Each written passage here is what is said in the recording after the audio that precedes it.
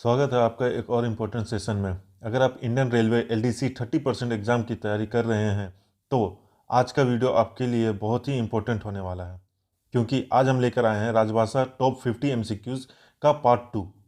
ये वीडियो हमारी top 200 MCQs series का पार्ट 2 है, जिसमें टोटल 4 पार्ट्स में हम पूरा राजभाषा एमसीक्यू कंप्लीट करेंगे। अगर आपने पार्ट 1 अभी तक नहीं देखा है तो उसका लिंक डिस्क्रिप्शन में मिल जाएगा, पहले उसे ज़रूर देख लीजिए। इस वीडियो में हम करने वाले हैं next 50 important MCQs, expected questions for LDC exams, concept based explanation. अगर आप इस सीरीज़ के सभी पार्ट्स कंप्लीट कर लेते हैं तो आपका राजभाषा सेशन और भी ज़्यादा स्ट्रॉन्ग हो जाएगा। पार्ट 1 में हमने ऑलरेडी 50 एमसीक्यूज़ कवर कर लिए हैं और आज के इस पार्ट 2 में हम और 50 क्वेश्चंस कंप्लीट करेंगे। वीडियो स्टार्ट करने से पहले चैनल को सब्सक्राइब जरूर करें और वीडियो को लाइक करना मत भूलिए। कमेंट करके बताइए आपने पार्ट 1 कंप्लीट किया है या नहीं। इसके बाद आएगा हमारा पार्ट 3 एंड पार्ट 4, जहां हम पूरी 200 एमसीक्यूज़ सीरीज़ कंप्लीट करेंगे। तो बिना टाइम वेस्ट किए चलिए स्टार्ट करते हैं। क्वेश्चन नंबर 51, राजभाषा के प्रयोग के संदर्भ में कौन सा क्षेत्र खा में आता है? ऑप्शन ए है गुजरात, बी महाराष्ट्र, सी पंजाब और डी ऑल ऑफ देम। तो गुजरात, महाराष्ट्र, पंजाब ये तीनों ही स्टेट क्षेत्र खा में आते हैं, तो option D will be correct answer, all of them. Question number 52, राजभाषा के प्रयोग के संदर्भ में कौन सा राज्य और संघ राज्य क्षेत्र का में नहीं है? अब का क्षेत्र में कौन सा राज्य नहीं है, ये क्वेश्चन में पूछा गया है। Option A Uttarakhand, option B Chhattisgarh, option C Haryana या ऑप्शन डी चंडीगढ़। तो ये उत्तराखंड, छत्तीसगढ़, हरियाणा तीनों का क्षेत्र में आते हैं, लेकिन चंडीगढ़ नहीं आते, तो Chandigarh will be correct answer. Question number 53, राजभाषा के प्रयोग के संदर्भ में अंडमान व निकोबार द्वीप समूह किस क्षेत्र में आता है? अंडमान एंड निकोबार द्वीप समूह के बारे में पूछा गया है कि यह किस क्षेत्र में आता है। ऑप्शन ए का क्षेत्र, ऑप्शन बी खा क्षेत्र, ऑप्शन सी गा क्षेत्र और नन ऑफ दिस। तो अंडमान एंड द्वीप समूह का क्षेत्र में आते हैं, जहां हिंदी का यूज किया जाता है। क्वेश्चन नंबर 54, संविधान के भाग 5 में कौन सा अनुच्छेद है? अब जो पार्ट 5 है उसमें अनुच्छेद कौन सा है? तो ऑप्शन है अनुच्छेद 210, ऑप्शन अनुच्छेद 220, अनुच्छेद ऑप्शन 120 और अनुच्छेद ऑप्शन 121। तो इसका करेक्ट आंसर होगा 120। आर्टिकल 120 भाग 5 में आते हैं और भाग 6 में आर्टिकल 210 आते हैं, तो ये याद रखिएगा। क्वेश्चन नंबर 55, संविधान के भाग 6 में राजभाषा नीति संबंधी उपबंध किस अनुच्छेद में है? अब यहाँ पे भाग 6 के लिए पूछ दिया गया है किस आर्टिकल में, तो article number 210, option B will be correct answer. Question number 56, राजभाषा हिंदी किस लिपि में लिखी जाती है? बहुत ही सिंपल क्वेश्चन है, लेकिन ये एग्जाम्स में पूछ लिए जाते हैं। ऑप्शन देख लेते हैं, Brahmi, option C Kharosthi, option B Kharosthi, option C Pali and option D Devanagari. तो Devanagari will be correct answer. Question number 57, संविधान के अनुच्छेद 351 के निर्देश के अनुसार हिंदी अपने शब्द भंडार के संदर्भ के लिए मुख्यतः किस भाग पर आश्रित रहनी चाहिए? Option A Urdu, option B Hindi, option C Punjabi, option D Sanskrit. तो Sanskrit will be correct answer. Question number 58, संसद में संविदा का भाग 17 किस तारीख को पारित हुआ था? ये 14 सितंबर 1949 को पास किया गया था। क्वेश्चन नंबर 59, संविधान की 8वीं अनुसूची में कितनी भाषाएं सम्मिलित है? 8 शेड्यूल में कितनी भाषाएं सम्मिलित है? ऑप्शन ए 22, जो कि करेक्ट आंसर है। स्टार्टिंग में 14 लैंग्वेज थे, अब फिर बाद में 8 लैंग्वेज और ऐड हुए हैं, तो टोटल 22 लैंग्वेज है। क्वेश्चन नंबर 60, संविधान के किस अनुच्छेद में 8वीं अनुसूची संबंधी प्रावधान वर्णित है? ऑप्शन ए अनुच्छेद 344(1) और 351, ऑप्शन बी अनुच्छेद 345, ऑप्शन सी अनुच्छेद 348 और 346(1) और अनुच्छेद 350। तो इसका करेक्ट आंसर होगा ऑप्शन नंबर 1, अनुच्छेद 344 का 1 और 351 में प्रावधान वर्णित है। क्वेश्चन नंबर 61, संविधान के अनुच्छेद 344 के अनुसरण में राजभाषा आयोग की नियुक्ति कब हुई? Option A 1949, option B 1956, option C 1950, option D 1955। Option D will be correct answer, 1955 में हुई थी। क्वेश्चन नंबर 62, राजभाषा आयोग के प्रथम अध्यक्ष कौन थे? First chairman of official language commission. Option A GB Pant, option B BG Kher, option C Lalit Narayan Mishra और ऑप्शन डी ओम मेहता। तो BG Kher will be correct answer, ठीक है, जिसे खेर आयोग के नाम से भी जाना जाता है। क्वेश्चन नंबर 63, राजभाषा आयोग की सिफारिशों पर विचार करने के लिए गठित समिति के प्रथम अध्यक्ष कौन थे? Option A GB Pant, option B BG Kher, option C Lalit Narayan Mishra, option D Om Mehta. तो इसके थे जीबी पंत। क्वेश्चन नंबर 64, संविधान के अनुच्छेद 350 के अनुसार व्यथा निवारण के अभ्यवेदन के लिए कौन सी भाषा प्रयोग में लाई जा सकती है? ऑप्शन ए हिंदी और अंग्रेजी, ऑप्शन बी संघ में प्रयोग की जाने वाली भाषा, ऑप्शन डी राज्यों में प्रयोग की जाने वाली भाषा, या ऑप्शन डी संघ अथवा राज्य में प्रयोग की जाने वाली भाषा, जो दोनों में यूज होते हैं वो। तो option D will be correct answer. Question number 65, Bharat संघ की राजभाषा क्या है? Option A Hindi, option B Angrezi, option C Hindi और अंग्रेजी, ऑप्शन डी अष्टम अनुसूची में शामिल भाषाएं। तो भारत संघ की राजभाषा हिंदी है।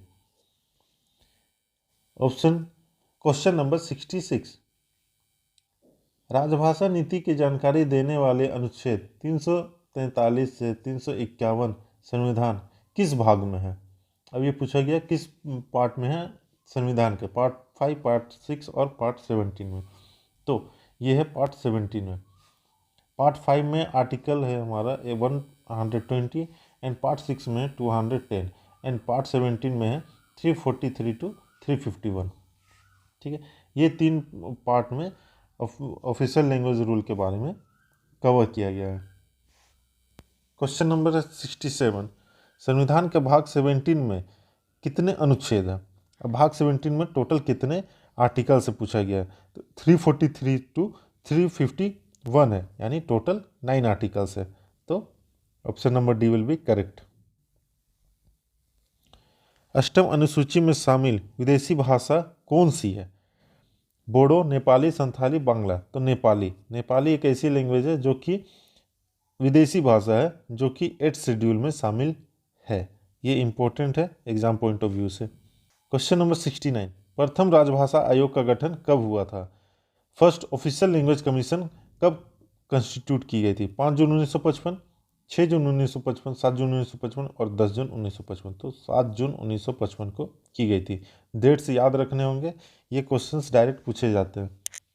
क्वेश्चन नंबर 70, संघ के शासकीय प्रयोजनों के लिए अंकों का कौन सा प्रारूप प्रयोग में लाया जाएगा?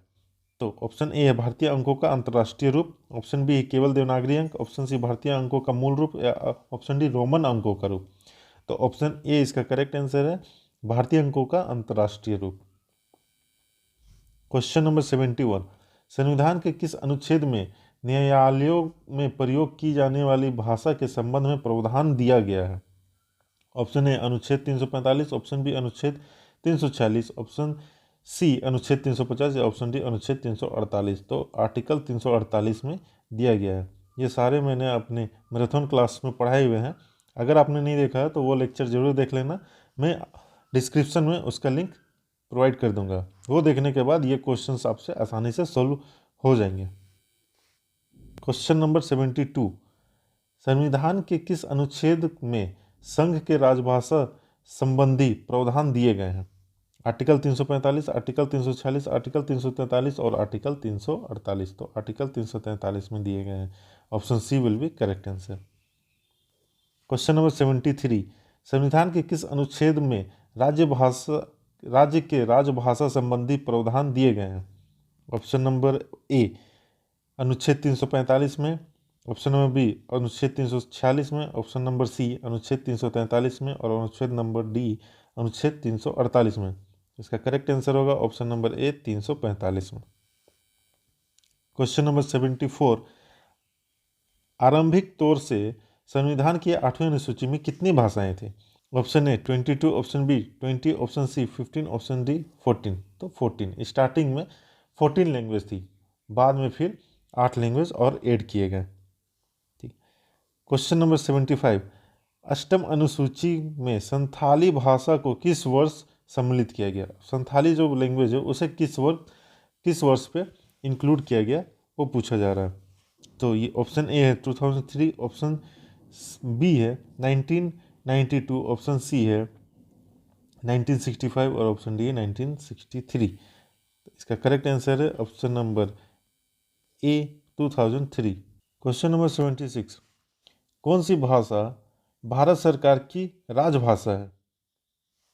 Option A Hindi, option B Angrezi, option C Hindi और अंग्रेजी, ऑप्शन डी अष्टम अनुसूची की समस्त भाषाएं। तो option A will be correct answer, Bharat सरकार की राजभाषा हिंदी है। क्वेश्चन नंबर 77, संविधान के 21वें संशोधन द्वारा किस भाषा को अष्टम अनुसूची में शामिल किया गया था? और ये 21st अमेंडमेंट हुआ था उसमें किस भाषा को सम्मिलित किया गया था? तो उसमें सिंधी भाषा को सम्मिलित किया गया था, जो कि सबसे पहले ऐड हुआ था 14 भाषा के बाद 15वां जो लैंग्वेज था वो सिंधी था। ठीक है। उसके बाद 71st अमेंडमेंट में हमारा 3 लैंग्वेज और आया था, नेपाली, मणिपुरी एंड कोंकणी। ठीक है। एंड उसके बाद फिर 92nd संशोधन में जो कि 2003 में आया था उसमें आपको आया था बोडो, डोंगरी, मैथिली एंड संथाली, 4 लैंग्वेज फिर उसमें ऐड किए गए थे। ठीक है। अब क्वेश्चन है 78, संविधान के 71st संशोधन द्वारा किस भाषा का अष्टम, अब यहाँ पे 71st संशोधन का पूछा गया कि उसमें कौन से लैंग्वेज को ऐड किया गया था? ए है नेपाली, बी हिंदी, सी है सिंधी एंड डी है उर्दू। तो नेपाली। 71st में 3 लैंग्वेज का संशोधन हुआ था, नेपाली, मणिपुरी एंड कोंकणी, 3 लैंग्वेज का उसमें संशोधन किया गया था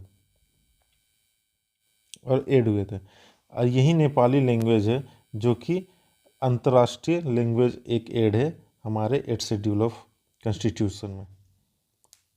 क्वेश्चन नंबर 79, निम्नलिखित में से कौन से राज्य की द्वितीय राजभाषा संस्कृत है? हिमाचल प्रदेश, बी है असम, सी है उत्तर प्रदेश, सी डी है उत्तराखंड। तो Uttarakhand will be correct answer. Question number 80, Hindi भाषा के विकास के लिए निर्देश किस अनुच्छेद में दिए गए हैं? ऑप्शन ए अनुच्छेद 343, ऑप्शन बी अनुच्छेद 349, ऑप्शन सी अनुच्छेद 351 या ऑप्शन डी अनुच्छेद 340। तो 351 में दिए गए हैं, option C will be correct answer. Question number 81, Arunachal Pradesh की राजभाषा क्या है?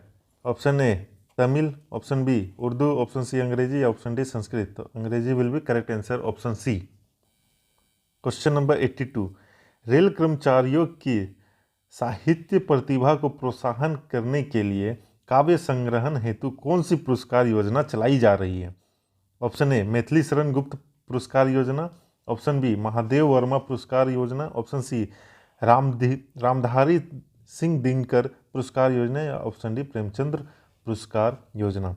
तो option A will be correct answer, Maithili Sharan गुप्त पुरस्कार योजना। क्वेश्चन नंबर 83, मैथिली शरण गुप्त पुरस्कार योजना किस लिए प्रदान की जाती है?